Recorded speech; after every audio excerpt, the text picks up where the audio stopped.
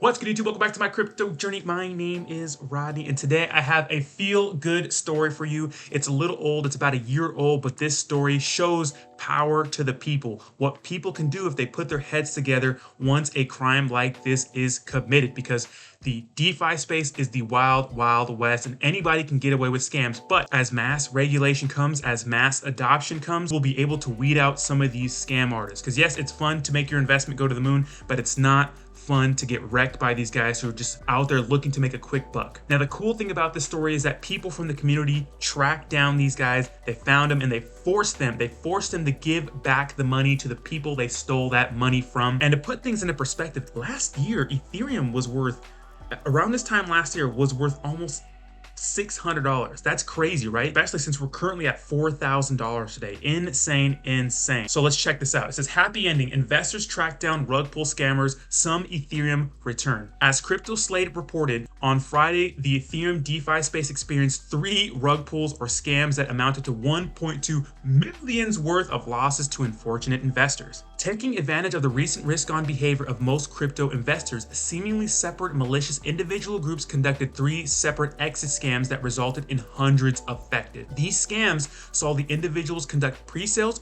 for their project, in which Ethereum would be raised from willing investors. Then, when the time came for the projects to release the coins purchased in the pre-sale, the money was siphoned to an external wallet and sold. Pre-sales are so enticing to people because it gives them an opportunity to get in early on the project and make the most money, right? They're in first. So a lot of people will just dump money into these things without ever really doing research, right? Or doing research on the team. So it says the projects that did this on Friday alone were DFib, iBase YFFS, and D-Trade Fund. Countless other products have done something similar over the past few months. We are super familiar with rug pulls in our community. It's been crazy. This is a year ago. Imagine all the rug pulls that have happened since then. So these things are still going on. Fortunately, sleuthing done by members of the community and investors affected by these scams has forced the operators behind 2 of the scams to return the capital stolen. D-Trade Fund and DFib operators returned some of the Ethereum stolen. So this is what happens. D-Trade Fund was the biggest scam on Friday by far.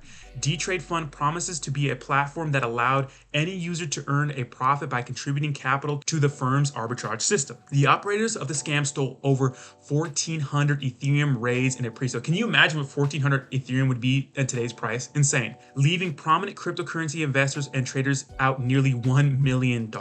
No surprise then, once D-Fund Trade's operation began to run, hackers hop on their tail.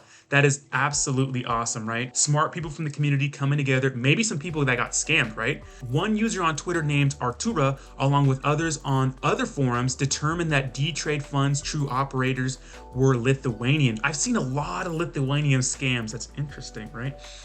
And also found other incriminating evidence that would likely result in the rest of the scammers.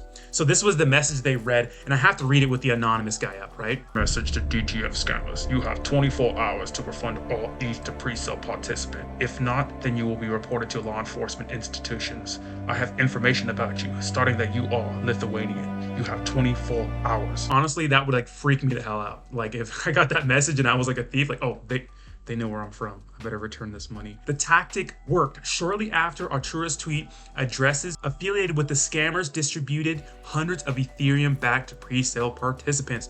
Reports indicated that approximately 65 to 70% of all funds originally stolen were redistributed to those that bought in. The rest of the funds were reportedly mixed via Tornado Cash and have yet to be returned. So that's what usually happens in these scams. Sometimes, you can't really give all the money back, but 65 to 70% is really good, right? A similar tactic was used to force the scammers behind DFib, a rebasing coin based on Ethereum that stole hundreds of thousands, to also issue a partial refund, right? Hey, something's better than nothing. And it's good to be scaring these guys. The hundreds of thousands of dollars worth of Ethereum involved in iBase YFFS, though, is still at large. Though considering the recent efforts to track down those involved in the aforementioned 2 scams, it may just be a matter of time before these funds are returned as well. Watch out, as this thread of crypto trader fawnship highlights, the aforementioned 3 are the latest in a long series of rug pulls experienced by traders this year. Investors should keep their heads up and only invest in new products what they truly lose. So I think what that means is only invest in projects that you believe in, and